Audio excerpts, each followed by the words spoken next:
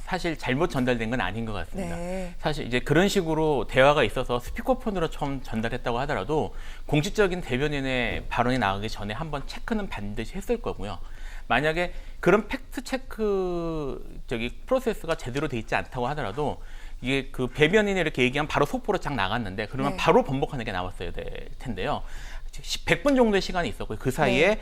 그 김기현 원내대표를 지금 이준석 대표가 만나서 얘기를 했다고요. 네. 그 자리에서 원내대표단의 강한 반발을 전달했었고 그 결과 번복됐다고 하고요. 그 이후에도 국민의힘 의원들이 다수 이렇게 반발하는 그런 모습들을 보였거든요. 그러니까 네. 이게 잘못 전달되었기 때문이 아니라 이준석 대표가 그렇게 얘기를 했는데 거기에 대해서 당내에 강한 반발이 부딪히니까 어쩔 수 없이 후퇴하면서 네. 근데 후퇴하는 방식이 대변인에게 잘못을 전가하는 듯한 모습을 또 보이는 거라 사실 정치적으로는 적절하지 못한 모습이 아니었나 이런 생각이 좀 듭니다. 그렇군요. 네. 국민의힘 분위기는 원래 이렇습니다. 지금 전국민 재난지원금 지급을 얘기하는 것은 포퓰리즘이고 이것보다는 소상공인이라던가 자영업자들에게 더 두텁게 지원을 해야 한다는 것이 당 전체의 분위기인데 어제 이준석 대표가 전격적으로 송영길 대표와 만나고 난 뒤 전국민 재난지원금 합의라는 속보가 나오게 되죠. 이후에 지금 이제 김 변호사님께서 취재하신 등등의 내용에 따르면 김기현 원내대표를 이준석 대표가 만나고 난 뒤 이 내용을 번복하는 과정에서 이런 해명이 나온 것인데 비겁하다 지금 이렇게 말씀을 하시는 것 같습니다. 뭐 일각에서는 송영길 대표가 아마 기습적으로 제안을 했고 여기에 이준석 대표가 말려든 것이 아니냐 또 이런 얘기가 나오기도 하는데 이준석 대표의 여러 가지 이야기들 어떻게 들으셨습니까, 변호사님? 허니문이 끝나니 부부싸움이 시작되었나? 네. 뭐 이렇게 얘기를 하고 싶은데요. 여야 간에 있어서 뭐 서로 어떤 정치적 허니문 기간이 있지 않습니까? 지금 이준석 그 대표 같은 경우에는 이제 당대표에 취임한 지 한 달 정도 되는 그 사이에는 서로 네. 덕담도 오가고 했습니다만 이제 한 달 정도 지나고 본격적인 기싸움에 들어가면서 이게 일격을 어떻게 보면은 그 송영길 대표로부터 이준석 대표가 당한 것이 아닌가 하는 그런 지금 언론 보도가 나오는 것 같은데요. 아시다시피 송영길 대표 같은 경우에는 인천의 그 광역시장도 하셨고 또 오선에 아주 중진이십니다. 관록의 그 송영길이라고 한다고 하면은 지금 이준석 대표는 0선 혹은 자는 마이너스 3선이라고 하는 물론 10년 이상의 어떤 정치적 경륜은 있지만 이 원내의 정치와 관련해 가지고는 아직 초보일 수밖에 없는 그런 상황 속에서 어떻게 보면은 말씀드린 것처럼 갑작스러운 송영길 대표의 제안에 그 부분을 당론에 대한 어떤 그런 깊은 고려 없이와 같은 합의를 했는 것이 아닌가 하는 그런 비판인 것 같습니다. 다만 이 부분에 있어 가지고는 법률가로 봤을 때에 네. 쉽게 말하면은 본문과 단서가 있었는데 본문에 대해서만 합의만 나온 것이 아닌가 하는 그런 추측을 제가 합니다. 무슨 말이냐 하면은 지금 얘기한 것처럼 두 분이서 만나서 얘기했는 것은 전 국민 이 그 재난지원금을 네. 지원하는 것에 대해서는 잠정 어떤 합의에 이르렀을 여지가 있어 보입니다. 다만 분명히 거기 있었던 것도 뭐냐면은 당 내에서 그 부분을 좀 더 협의해서 얘기한다 했는데 앞에 거는 나오고 뒤에 있는 부분은 제대로 보도되지 않는 과정에서 단정적으로 이 부분이 이제 그 어떻게 보면 국민의힘조차도 이와 같은 그 송영길 대표의 얘기에 다 그 얘기한 것처럼 그런 식으로 보도된 것이 아닌가 싶은데요.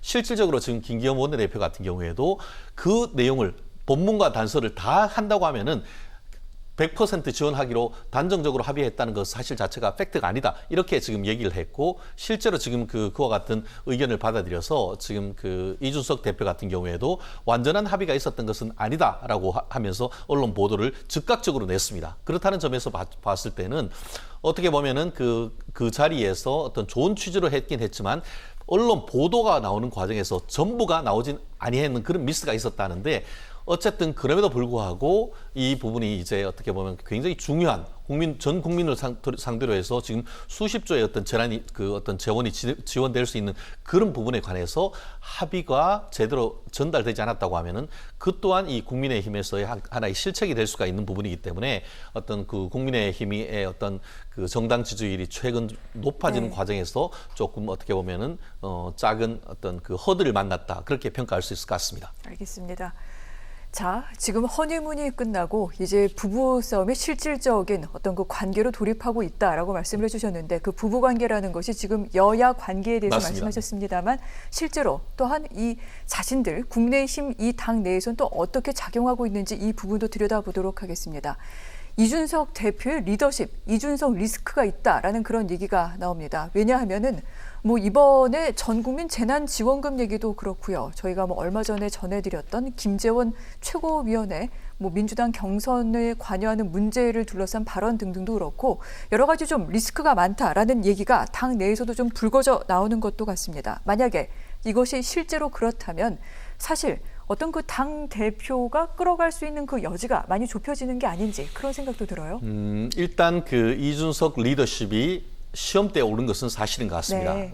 말씀하신 것처럼 이 부분이 왜 문제가 되냐 하면은 물론 당 대표가 서로 만나서 이 부분을 협의하고 할 수 있는 건 있습니다. 그렇지만 기본적으로 이 부분 같은 경우에는 원내에서 그 합의하고 타결해야 되는 부분이다 보니까 네. 당 대표의 권한이라기보다는 원내 대표의 권한이라고 보는 것이 이 그 원내 정치에서 좀 더 합당한 거죠. 네. 지금까지 어떤 경력이라든가 어떻게 보면 절차에서 볼 때 그럼에도 불구하고 지금 당 대표가 당론과는 살짝 어떻게 보면은 그 결이 다른 듯한 합의를 지금 현장에서 어떻게 보면은 즉흥적으로 했던 그런 문제가 있는데요.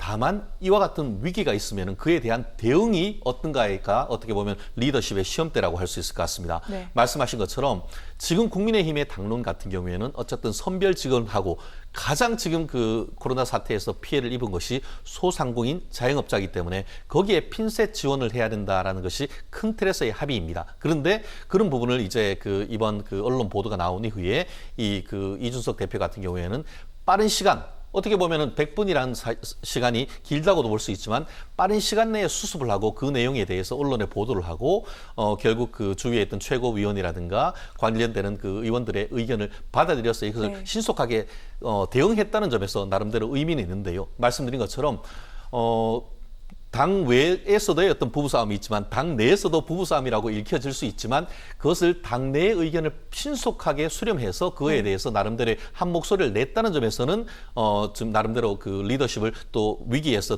나름대로 대응을 했다고 보입니다. 그렇지만 그럼에도 불구하고 이와 같은 잡음이 났다는 사실 자체로서도 이 이준석 후의 어떤 그 시작에 조금 생채기 낳는 것은 사실이다. 그렇게 평가하고 싶습니다. 네.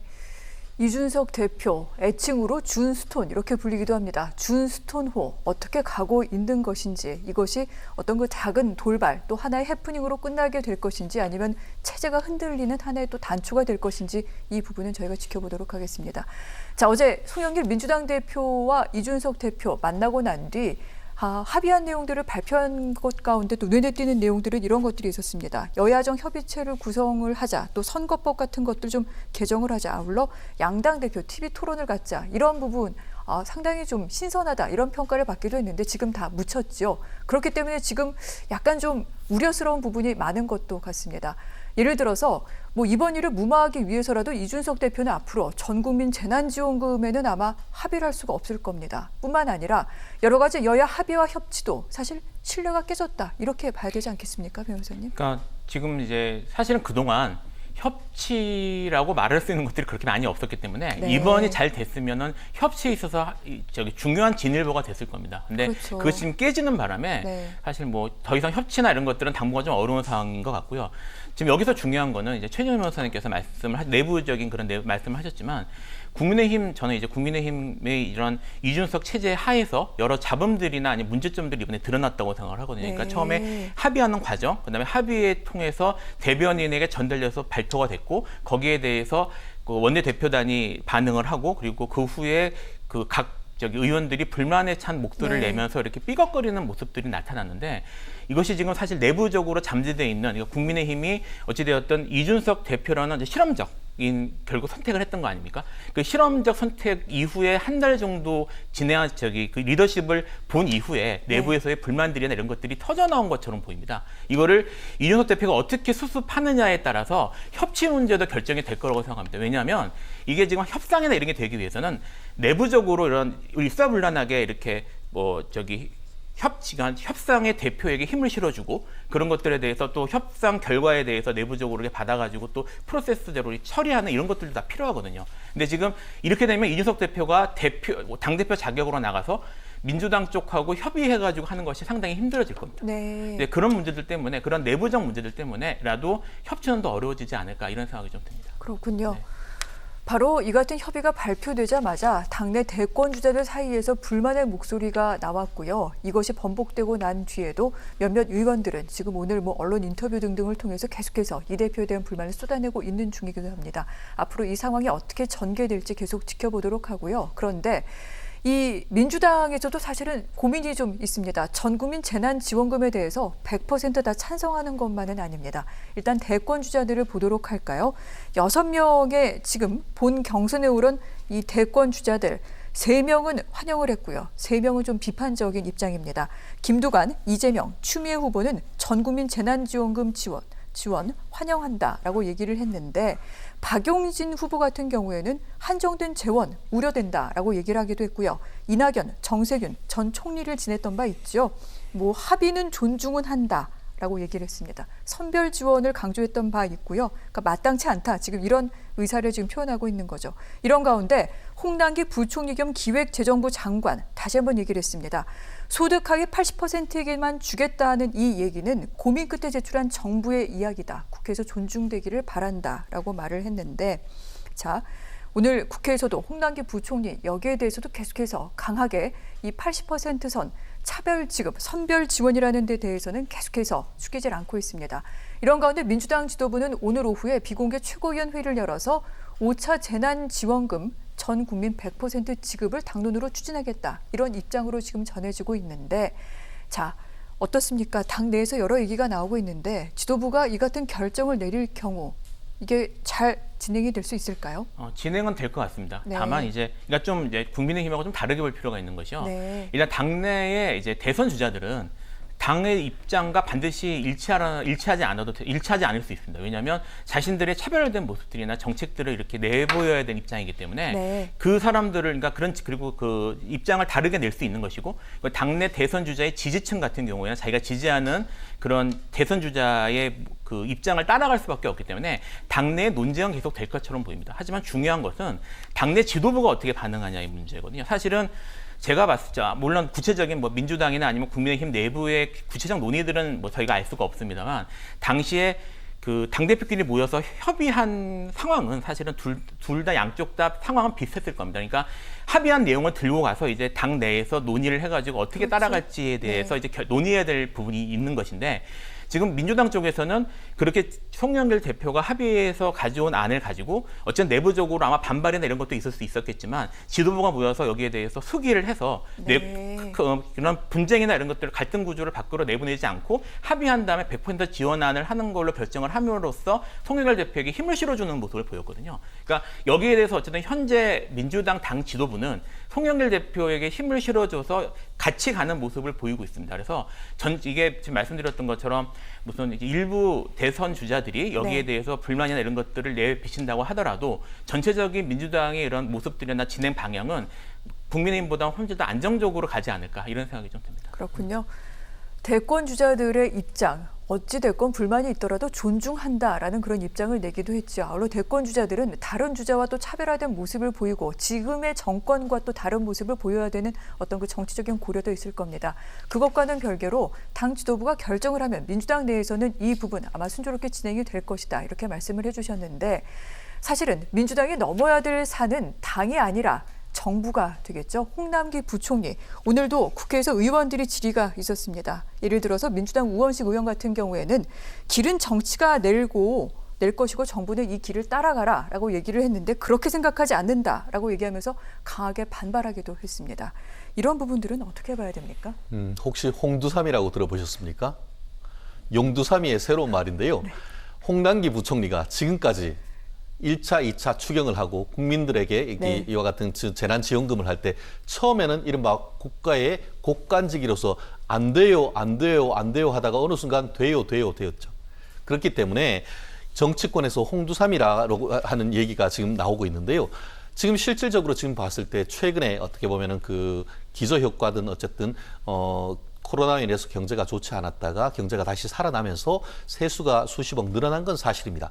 그것을 어떻게 써야 될 것인가를 두고 네. 지금 그 곡간지기자 기재부 장관으로서는 굉장히 큰 고민이 있을 겁니다. 그렇기 때문에 기재부 장관으로서는 어쨌든 미래까지 생각을 하다 보니까 지금 있는 것 같은 경우에는 80% 정도로 하고 나머지는 더 비록 긴급한 곳에 쓰자라고 얘기를 하고 있습니다. 그렇지만 말씀하신 것처럼 지금 대권 주자들이 전 국민에 대한 어떤 그 100% 지급을 주장을 하고 있고, 특히 말씀하신 것처럼 지금 민주당의 그 송영길 대표조차도 그와 같은 얘기를 하고 있다 보니까 이 부분이 안 돼요, 안 돼요 하고 있지만 계속 안 돼요가 될 것인지, 아니면 작년, 재작년에 있는 것처럼 다시 돼요, 돼요라고 할지 좀 지켜봐야 될 것 같은데요. 기존의 어떤 목소리에 비추어 봤을 때는 오늘 홍남기 부총리의 목소리가 상당히 좀 강경한 것은 사실입니다. 네. 그와 같은 목소리를 냈을 때에 사실 지난번 제가 아주 기억을 하는데요. 여당 국회의원 같은 경우에는 이렇게 얘기를 했던 것 같습니다. 이것이 대한민국이 기재부의 나라냐, 이렇게 아주 강하게 질타를 하니까 그때부터 이제 또 기재부는 이제 꼬리를 내렸던 그런 적이 있는데, 저는 개인적으로 그렇게 생각합니다. 나름대로 정치인들의 목소리를 듣긴 들어야 되는 건 맞습니다. 그렇지만 국간직위로서 나라의 어떤 재정을 담당하는 사람으로서의 어떤 책임감을 어떻게 보면 이번에는 좀 나타내 보여줄 필요가 저는 있다라고 보는데요. 말씀드린 것처럼 그것이 뭐 80%가 될지 90%가 될지 100%가 될지 모르겠습니다만, 정부조차도 왜 이렇게 지금 여당 측의 의견과 달리 계속 이것을 막 좀 어떻게 보면 재정 건전성을 확보하려고 하는지의 어떤 의견을 어떻게 보면은 민주당에서도 좀 들어주셨으면 하는 그와 같은 얘기를 좀 드리고 싶습니다. 그렇군요.